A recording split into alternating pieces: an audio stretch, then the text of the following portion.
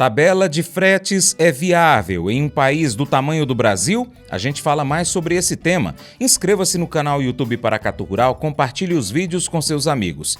Clique no sininho para receber notificações.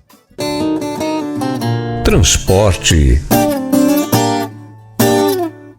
Reuniões realizadas entre 6 e 10 de outubro de 2025 por entidades ligadas ao agronegócio discutiram os impactos negativos da política de piso mínimo de fretes no Brasil.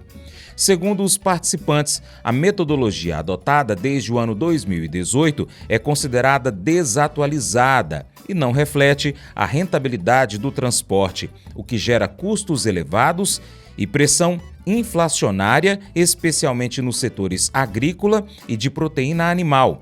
A preocupação aumentou com a fiscalização eletrônica iniciada em outubro do ano passado, que cruza os dados automaticamente e pode ampliar o número de multas e autuações.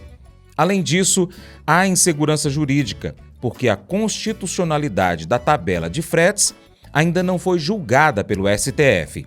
Diante disso, as entidades propuseram, em carta à Frente Parlamentar da Agropecuária, ações políticas, jurídicas e técnicas para revisar a metodologia da tabela e buscar uma solução mais alinhada ao mercado, defendendo um sistema de livre formação de preços baseado na oferta e na demanda.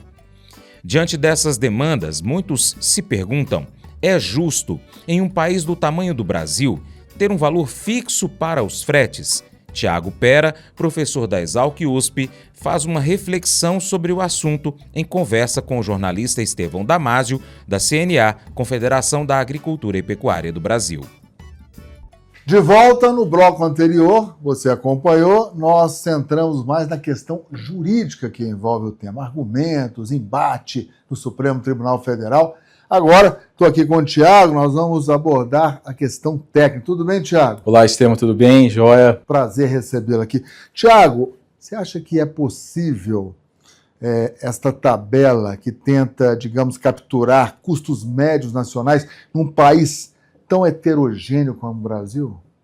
Bom, vamos lá, isso é uma dificuldade muito grande, né? Então, o piso do frete, né, a Política Nacional do Piso Mínimo de Transporte Rodoviário de Cargas define que esse piso ele deve ser definido pelo chamado custo operacional de transporte. Então, imagina só você criar um custo, né, que ele seja compatível com todas as cargas no país inteiro, levando em consideração uma série de peculiaridades que se tem na região norte, na região nordeste, no sul.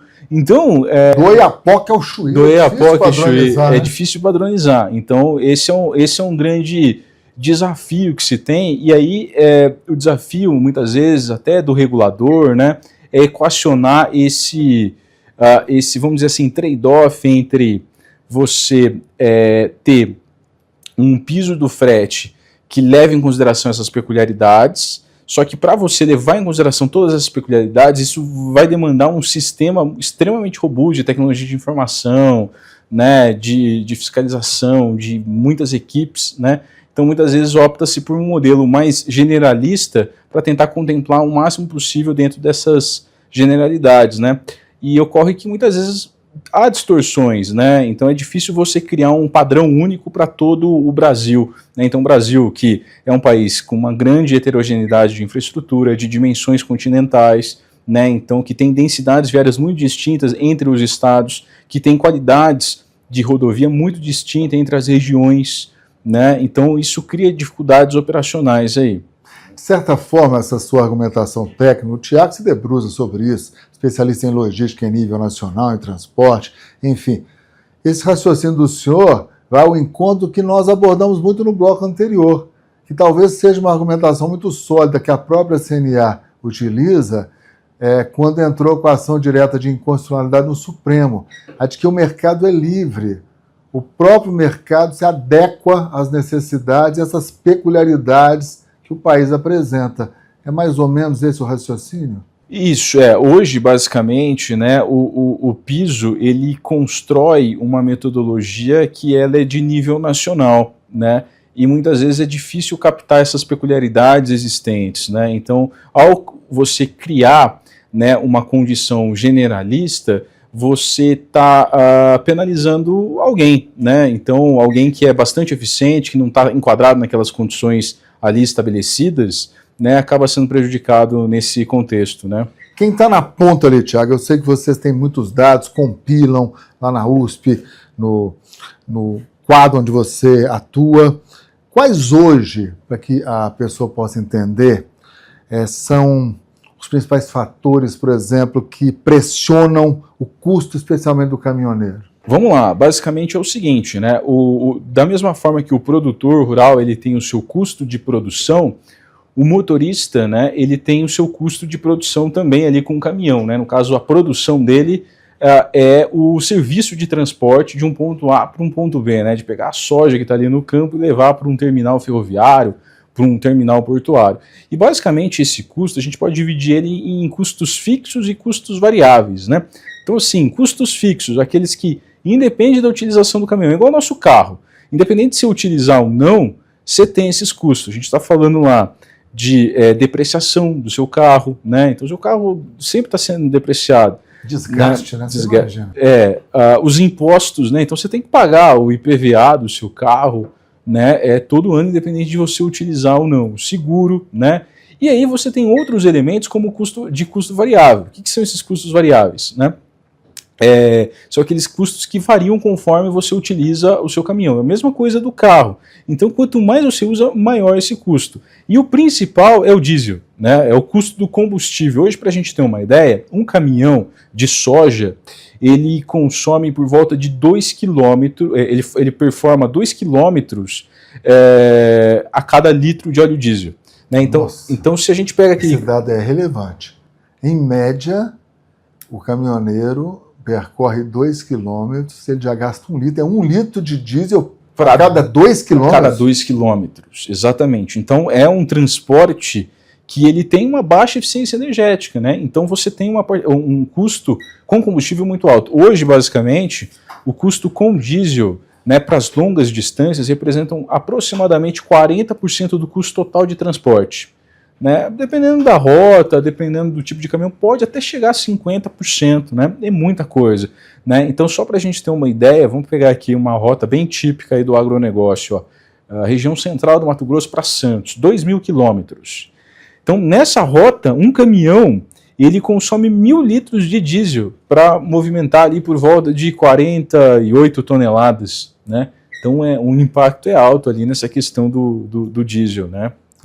Você cita uma rota que é super utilizada mesmo, né?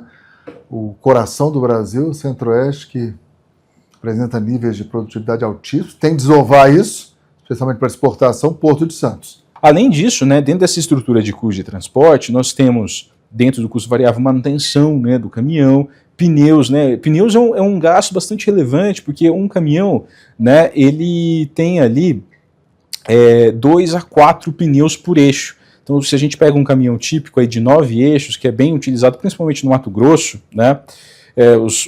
O pessoal de grãos usa muito 9 eixos, ele tem mais de 20 pneus. Cada pneu custa por volta de 2 a 4 mil reais, né? Então, a quantidade de pneus, o custo gigantesco que você tem com pneus é bastante elevado, né? Então, são alguns elementos aí que acabam encarecendo, né, de certa forma, a nossa logística. E também, de certa forma, faz um gancho da importância de se ter ferrovias e hidrovias, porque quanto mais a gente fica dependente do transporte rodoviário para as longas distâncias, mais cara é a nossa logística, porque basicamente a gente precisa percorrer elevadas distâncias num transporte que ele é muito bom, só que para as longas distâncias ele é muito caro. Essa diversificação estratégica. Extremamente. E não é novidade, nós estamos discutindo há décadas isso. Exatamente, exatamente. Né? Então a gente buscar diversificar os modos de transporte, utilizar mais ferrovias e hidrovias é uma forma de reduzir o custo logístico do Brasil, do produtor rural, né? O amor como reflexo de Deus. A base da nossa existência é o amor, pois nós fomos criados à imagem de Deus, que é a própria essência do amor. A nossa capacidade de amar não nasce de nós mesmos. Ela é uma resposta ao fato de que Ele nos amou primeiro.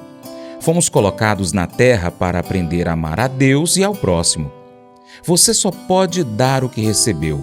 Para amar os outros de forma genuína, você precisa primeiro vivenciar e aceitar o amor incondicional de Deus por você. Quando você se sente seguro nesse amor, a sua postura muda. Você se torna naturalmente mais paciente, mais tolerante, mais misericordioso com as falhas dos outros. O amor de Deus cura o coração, permitindo que esse sentimento flua através de você para o mundo. Nós só conseguimos amar verdadeiramente os outros quando nós compreendemos e aceitamos o amor incondicional que Deus já tem por nós. O amor vem de Deus, porque Deus é amor. 1 João 4, 7 e 8.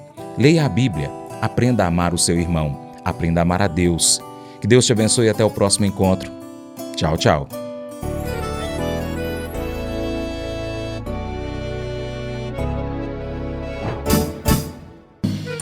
Acordo de manhã para prosear no mundo do campo, as notícias escutar. Vem com a gente em toda a região com o seu programa Paracatu Rural.